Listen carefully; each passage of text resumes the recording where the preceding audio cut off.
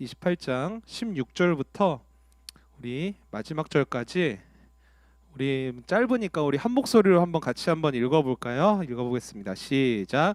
열한 제자가 갈릴리에 가서 예수께서 지시하신 산에 이르러 예수를 배웁고 경배하나 아직도 의심하는 사람들이 있더라. 예수께서 나와 말씀하여 이르시되 하늘과 땅의 모든 권세를 내게 주셨으니 그러므로 너희는 가서 모든 민족을 제자로 삼아 아버지와 아들과 성령의 이름으로 세례를 베풀고 내가 너희에게 분부한 모든 것을 가르쳐 지키게 하라. 볼지어다 내가 세상 끝날까지 너희와 항상 함께 있으리라 하시니라. 잠깐 기도할게요. 사랑의 주님, 오늘도 우리를 말씀 앞에 서게 하심에 감사드립니다. 말씀하여 주시고 이 말씀을 통하여서 하나님의 나라가 우리의 삶 가운데 임하여지는 역사를 보게 하여 주시옵소서. 감사드리며 예수님 이름으로 기도드렸습니다. 아멘. 여러분, 오늘 우리가 읽은 본문 말씀을 보면요, 11명의 제자가 갈릴리의 한 산에 모여 있는 것을 확인할 수가 있어요. 우리 본문 16절 말씀을 다시 한번 보겠습니다. 11 제자가 갈릴리에 가서 예수께서 지시하신 산에 이르러. 여러분, 제자들이 왜 갈릴리 지역에 모여 있는지는 우리가 지난 말씀을 통해서 이미 잘 알고 있죠.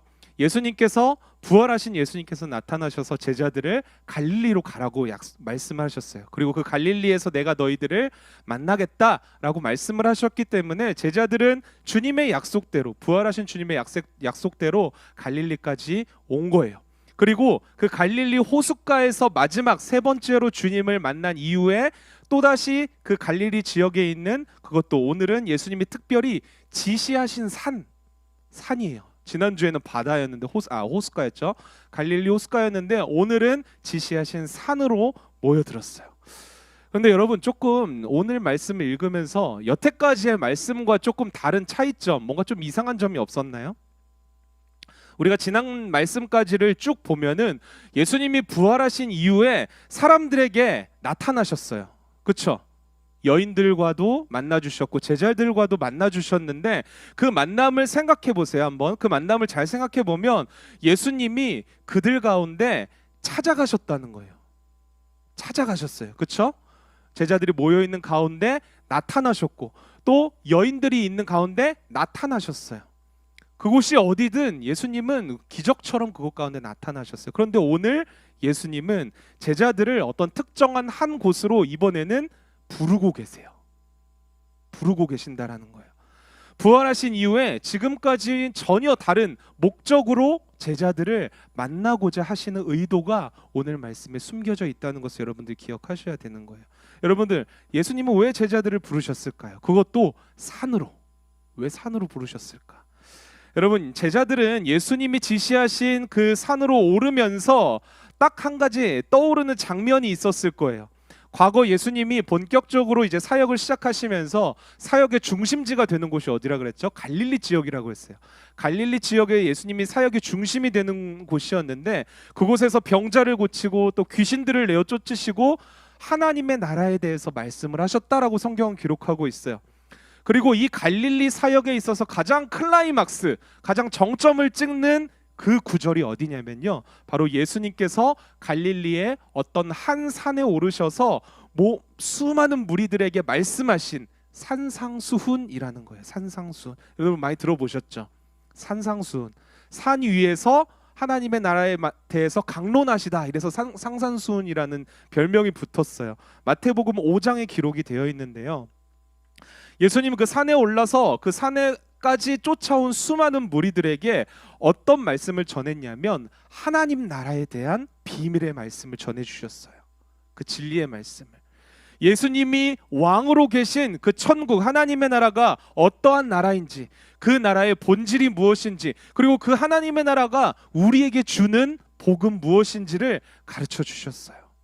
그때의 제자들은 예수님의 말씀, 그 하나님의 나라에 대해서 선포하시는 그 예수님의 말씀을 완전하게 100%는 다 이해하지 못했을 거예요. 왜냐하면 그때 당시에 제자들에게 실제로 필요한 것은 하나님의 나라가 아니었기 때문이에요. 천국은 제자들에게 필요 없었어요. 뭐가 필요했냐면 예수님을 통하여서 이 로마 제국으로부터, 로마 제국의 통치하에 있는 이스라엘의 독립, 그들이 원하는 것은 독립된 이스라엘이었거든요. 새롭게 세워진 그 이스라엘 나라에서, 예수님이 왕으로 계신 그 나라에서 제자들은 각자 한 자리씩을 차지하고 싶은 마음밖에 없었어요. 그런데 바로 오늘 부활하신 예수님이 지시하신 그 갈릴리 지역의 한 산에 제자들은 다시금 오르면서 과거의 그 산상수훈의 말씀이 뇌리에 탁 떠올랐을 거예요. 아, 예전에 이곳에서 하나님 나라에 대해서 우리 예수님께서 우리에게 말씀해 주셨지. 뭔가 예수님이 이곳으로 자신들을 부르신 이유가 그 과거에 가르쳐 주셨던 하나님 나라와 뭔가 관련이 있지는 않을까? 이렇게 생각한 제자들도 아마 있었을 거예요. 여러분, 본문 17절 말씀을 같이 한번 읽어보겠습니다. 시작. 예수를 배웁고 경배하나 아직도 의심하는 사람들이 있더라. 산에 오르자 예수님을 만날 수가 있었어요. 근데 예수님을 만난 제자들은 기꺼이 예수님의 발 앞에 엎드려서, 여기서 경배하다라는 것은 프로스퀴네오라는 말인데 예배하다라는 말이에요. 엎드려서 예배하다. 주님을 우리의 주인으로 모십니다. 그런 예배하는 제자들 가운데 근데 놀라운 것은 아직도 의심하는 사람들이 있었다라는 거예요. 여러분, 이상하지 않나요? 제자들은 부활하신 예수님을 이미 3차례나 만났어요. 그렇죠? 3차례나 만났어요. 그 과정에서 예수님이 부활하셨다라는 사실이 실제 사건이며, 그리고 부활하신 주님이 그들과 함께 있다는 사실을 확신할 수 있었어요. 왜 확신할 수 있어요? 이거를 우리가 어떻게 알 수 있어요? 부활하신 예수님의 약속에 따라 제자들이 갈릴리 지역까지 왔잖아요. 예루살렘에서 갈릴리 지역까지 왔잖아요. 그것만으로도 제자들이 이미 부활 그 사건, 그 팩트를 이미 믿고 있다는 것을 우리는 알 수 있는 거예요. 심지어 산을 올라서 만나게 된 예수님을 보고 경배합니다. 예수님이 부활하셨다라는 사실은 이미 알고 믿고 있는 거예요. 그러니까 이것으로 보아서 오늘 본문이 말씀하고 있는 제자들의 의심은 예수님의 부활 자체에 대한 의심은 아니었다라는 거예요. 이 의심이 과연 뭘까? 십자가에서 죽으신 예수님이 부활하셨다라는 사실은 믿지만 그 예수님의 부활에 담겨 있는 정확한 하나님의 뜻을 이해할 수가 없었던 거예요. 제자들은 부활하신 주님을 만났지만 제자들은 믿음의 눈으로 그 부활을 이해하려고 하지 않았어요. 여전히 그들의 스스로의 가치관과 스스로의 선입관으로 예수님의 부활을 바라보았던 거예요. 그렇게 땅의 가치관으로서 그 하늘의 뜻으로 이루어진 부활을 바라보려고 하다 보니까 이해가 되지를 않는 거예요. 하나님의 뜻이 뭘까? 왜 예수님이 우리의 삶 가운데 이렇게 부활하셔서 나타나셨을까? 이것이 도대체 우리에게 의미하는 것이 무엇일까? 괴리감이 느껴지는 거예요. 그것이 바로 오늘 본문에서 말하는 제자들 가운데 있었던 의심이었다는 거죠. 예수님은 그런 제자들을 향해서, 그리고 우리들을 향해서 이렇게 선포하십니다. 우리 본문 18절 말씀을 읽어봅시다.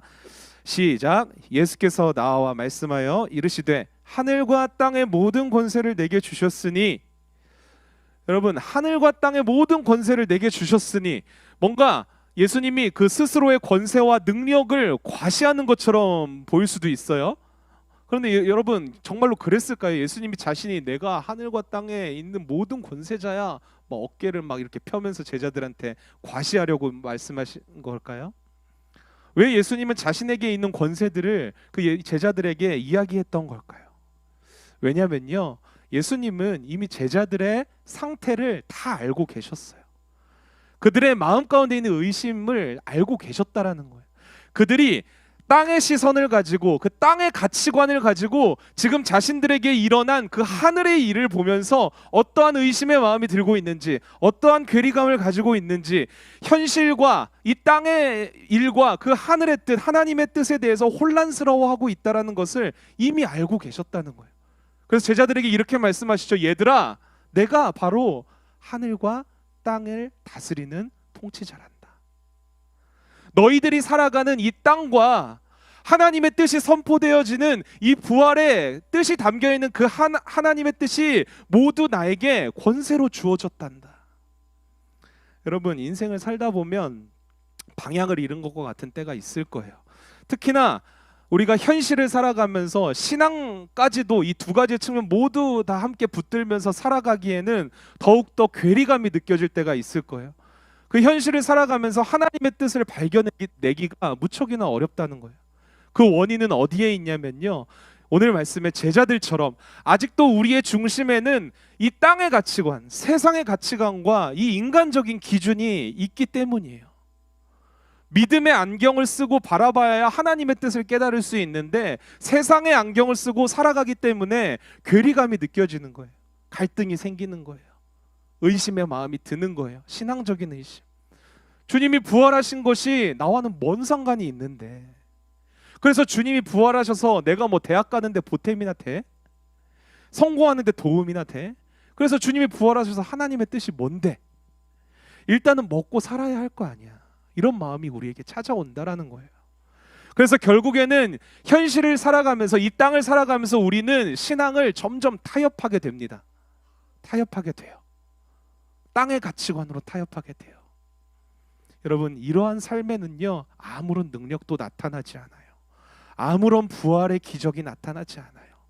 그 부활의 기적과 하나님의 나라의 놀라운 축복과 은혜가 우리의 현실 속에서도 누려져야 하는데, 그 땅의 가치관으로 타협하고 그 현실과 타협하는 그 과정에서 그 모든 은혜가 우리 가운데서 삶 속에서 사라진다라는 거예요.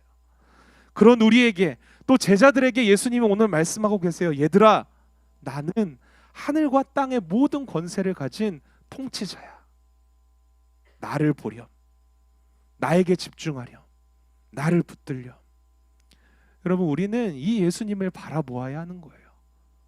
하늘과 땅의 통치자. 우리가 살아가는 이 땅의 통치자이시며 우리가 깨닫지 못하는 그 하나님 나라의 통치자이신 예수님을 바라보아야지 우리 가운데 있는 이 의심과 그 현실에 대한 문제, 하나님의 뜻에 대한 그 의문점들이 다 해결될 수 있는 거예요. 우리의 기준과 우리의 가치관과 우리의 생각을 내려놓고 그 하늘과 땅의 권세를 가지신 예수님의 통치, 예수님의 다스림 앞에 우리가 엎드려야 한다라는 거예요. 그렇게 되면 길이요 진리요 생명 되신 예수님께서 이 땅의 모든 그 방향성을 깨닫게 하실 뿐만 아니라 하나님의 뜻까지도 우리가 깨닫게 하신다라는 거예요. 현실의 방향성까지도 깨닫게 하시고요. 그런데 그렇게 깨닫게 하시는 예수님을 따라서 살아가는 게 우리는 결코 쉽지는 않아요. 만만치가 않아요.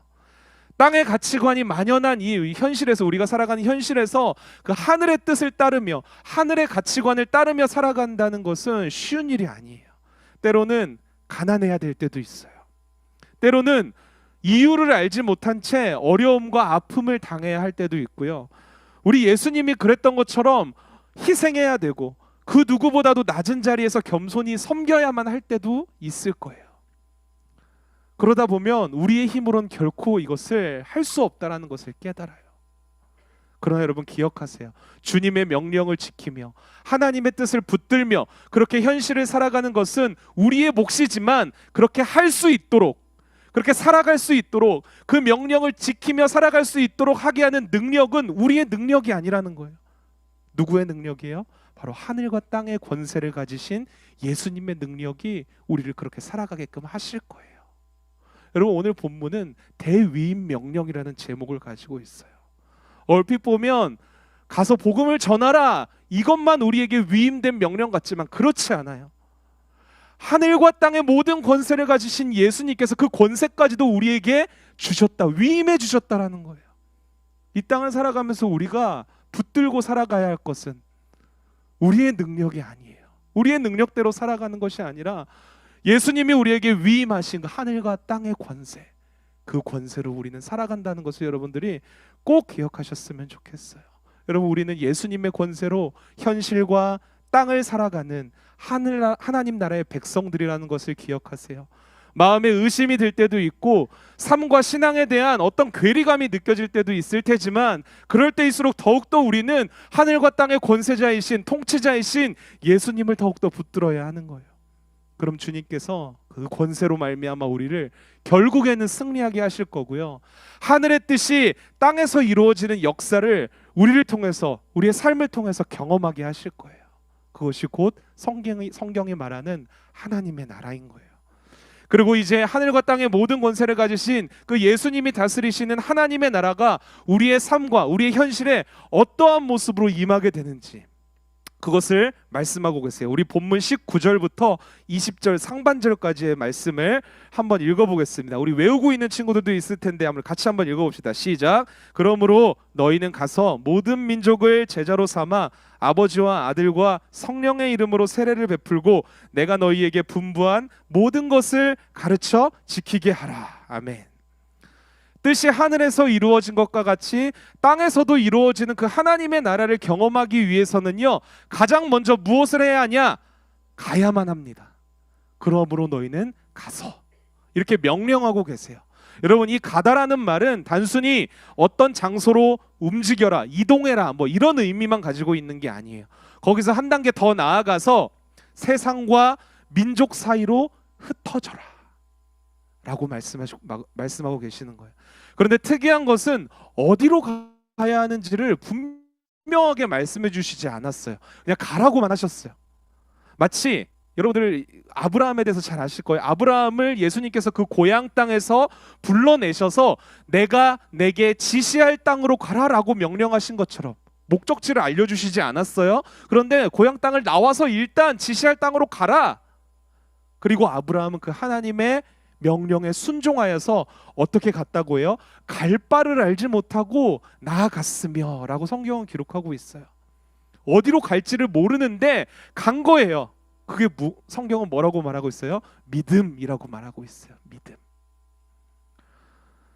여러분, 그러므로 너희는 가서라는 이 말씀은요, 우리가 살아가고 있는 그 세상의 자리에서 떠나서 하나님의 부르심의 자리로 향하여서 나아가야 한다라는 그 행동을 요구하는 말씀이라는 것을 기억하셨으면 좋겠어요.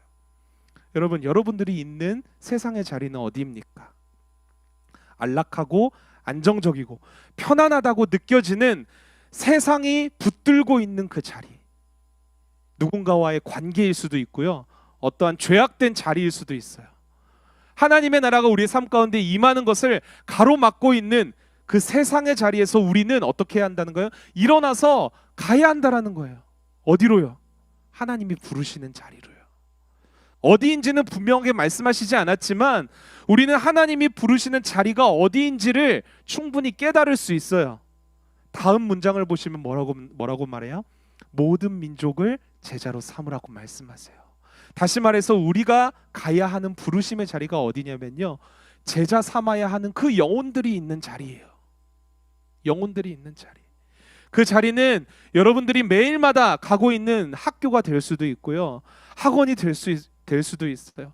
가장 친구이지만 아직 주님을 믿지 않고 있는 그 친구와의 관계가 하나님이 부르신 그 자리일 수도 있고요, 가장 사랑에 맞지 않는, 그러나 예수님을 믿지 않는 내 가족이 있는 가정이 여러분들이 부르신 그 하나님의 부르심의 자리일 수도 있어요. 여러분, 우리는 그 하나님의 부르심의 자리로 나아가야 해요. 가야만 해요. 가서 어떻게 해야 돼요? 그들을 제자로 삼아야 합니다. 그럴 때에 하나님의 나라가 그 부르심의 자리 가운데 임하게 되는 거예요. 여러분, 제자를 삼는다라는 것은 쉽게 말해서 어떤 말이냐면 우리가 먼저 복음의 본이 되어야 한다라는 것을 말해요. 제자를 삼기 위해서는 우리가 어떻게 해야 돼요? 선생님이 되어야 되는 거예요. 스승이 되어야 되는 거예요. 스승이. 믿지 않는 사람들을 제자 삼는다는 것은요, 단순히 그들을 데리고 교회로 끌고 나오는 것이 아니라 우리가 스승이 되어서, 그런데 그 스승이 누구예요? 참 스승이신 예수 그리스도를 우리를 통하여서 드러내는 거예요. 우리가 스승이 될 수가 없어요. 사실 엄밀히 말하자면 우리의 연약함들이 너무나도 많이 있기 때문이죠. 그러나 우리 안에 거하시는 그 참 스승이신 예수 그리스도를 그들에게 선포하고 소개하고 그 예수 그리스도를 드러내는 삶을 우리가 살아갈 때에 그들에게 복음이 전해지게 되고 그들이 주님의 제자가 되는 역사가 임하게 된다라는 거죠. 우리는 그냥 참 스승이신 예수 그리스도를 드러내기만 하면 되는 거예요. 어떻게 드러낼까요? 다음 문장을 한번 보세요. 아버지와 아들과 성령의 이름으로 세례를 베풀고. 참 스승이신 예수 그리스도를 어떻게 드러내냐면요, 세례를 통하여서 예수님을 드러내는 거예요. 이 말은 여러분들이 그들을 데려다가 물을 떠놓고 머리에다가 물을 끼얹으면서 세례를 주라는 이런 1차원적인 의미로만 생각해서는 안 돼요.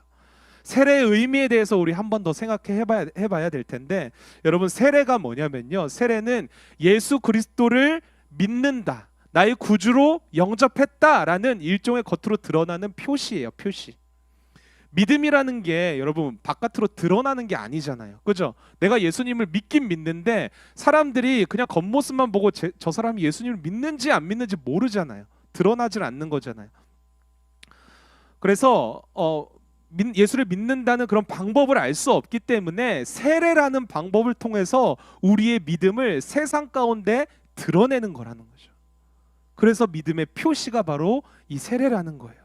여러분, 세례에 담겨져 있는 깊은 영적 의미가 있어요. 그것이 뭐냐면 예수님을 믿기 전에 우리의 모든 이 죄악된 모습들을 물로 깨끗하게 씻어내고, 마치 신생아가 양수를 찢고 세상에 나오듯이 그 그리스도의 제자로서 우리가 완전히 새롭게 다시 태어난다라는 의미를 담고 있는 거예요. 이것은 변화를 말해요. 변화. 죄악된 그 죄인의 그 본질에서 주님을 닮아가는, 주님의 제자로서 서는 그 본질적인 변화를 말하는 게 바로 세례라는 거예요. 여러분, 이 변화는요, 단순하게 죄 많이 짓던 사람이 그냥 조금 더 착해지고 조금 더 선행을 하는 그 수준을 넘어서는, 그러니까 죄로만 향하고 있던 우리가 그리스도를 닮아가는 제자로서 완전히 정체성과 그 가치관과 생각과 중심이 바뀌는 것을 말하는 거예요. 여러분, 세례는 우리의 믿음을 세상에 드러내는 표시라고 했죠. 우리에게 그런 변화가 있어야 된다는 거예요. 우리에게 먼저. 우리가 그런 믿음의 본이 되어야 하는 거예요.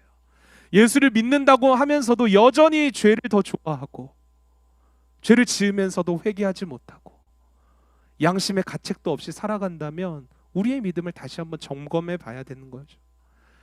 여전히 우리는 죄를 짓는다고 할지라도, 또다시 죄를 짓는다고 할지라도 우리 안에 그 성령께서 탄식하시며 애통해 하심을 우리는 느껴야만 하는 거예요.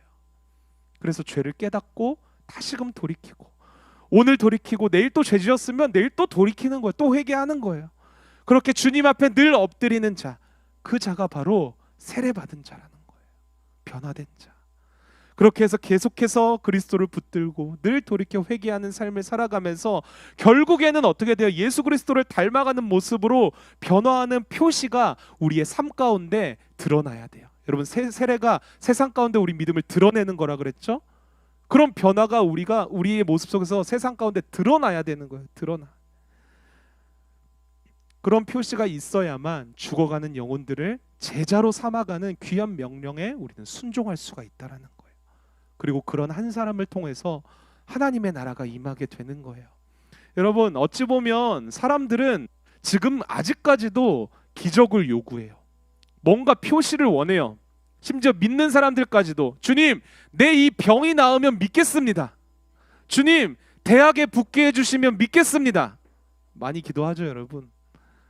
원하는 이것을, 기도 제목을 이루어주시면 믿겠습니다.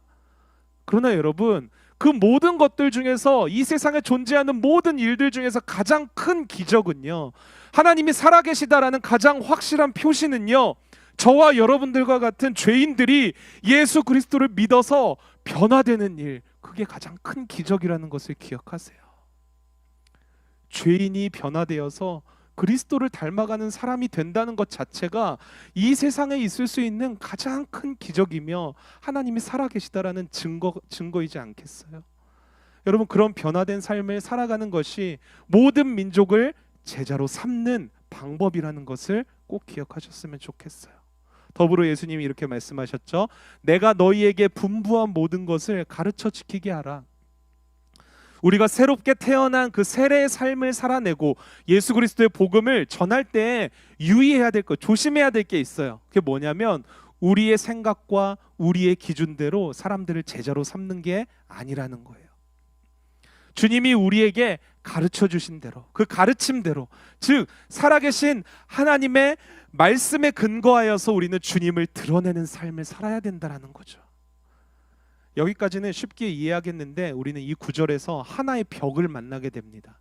예수님이 우리에게 주신 말씀을 근거로 살아내는 것, 그 말씀대로 제자를 삼는 것까지는 문제가 없어요. 충분히 가능해요. 그런데 그 말씀대로 가르쳐서 다른 사람을 그 말씀을 지키게 하는 것까지는 우리의 능력 밖의 일이라는 거죠.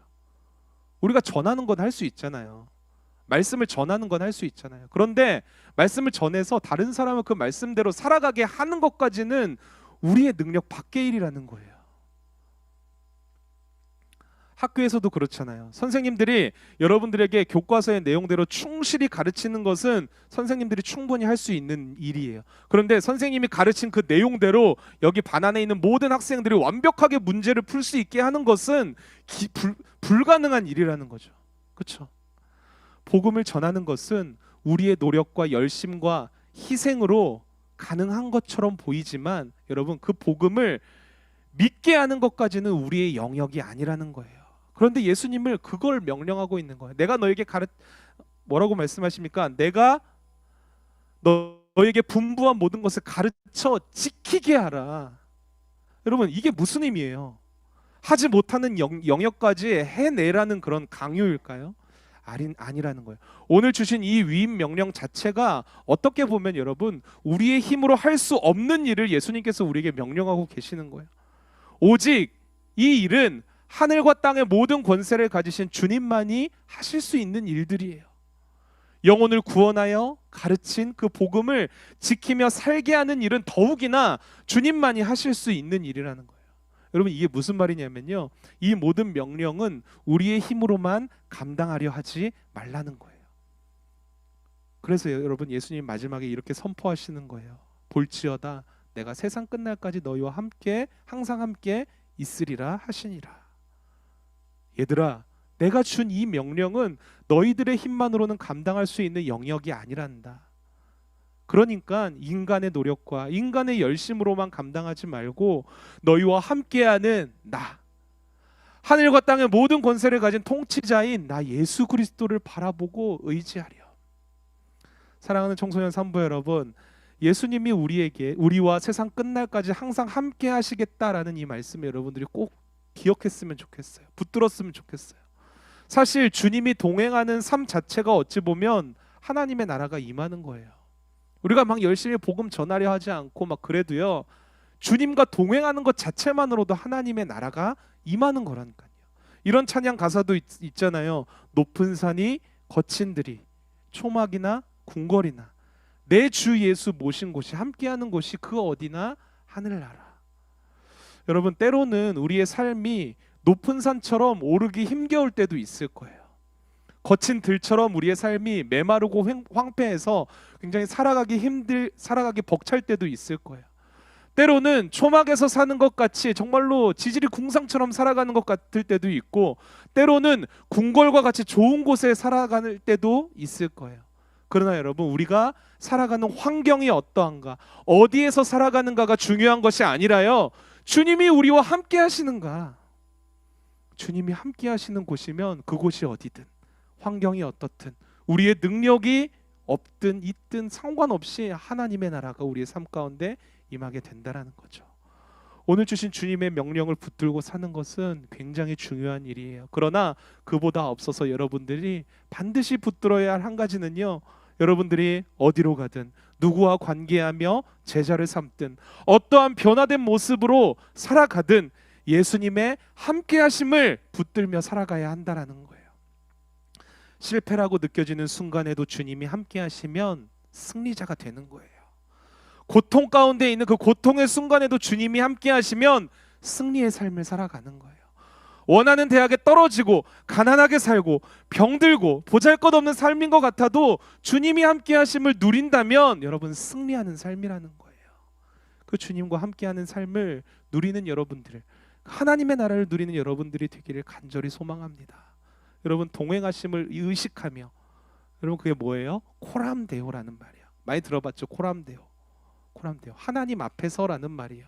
늘 주님 앞에서 모든 것을 행하며, 늘 주님이 내 앞에 있다라는 사실을 의식하면서 말하고, 늘 주님이 내 앞에 있다는 사실을 생각하는 여러분들이 되기를 간절히 바라요. 이것이 바로 오늘 제자들에게, 그리고 이 말씀을 듣는 저와 여러분들에게 주신 주님의 가장 크고 온전하신 대위임 명령이에요. 간절히 바라기는 여러분들 모두가 이 주님의 명령을 붙들고 승리하는 삶, 하나님 나라의 복과 은혜를 마음껏 누리는 삶을 사시기를 간절히 소망합니다.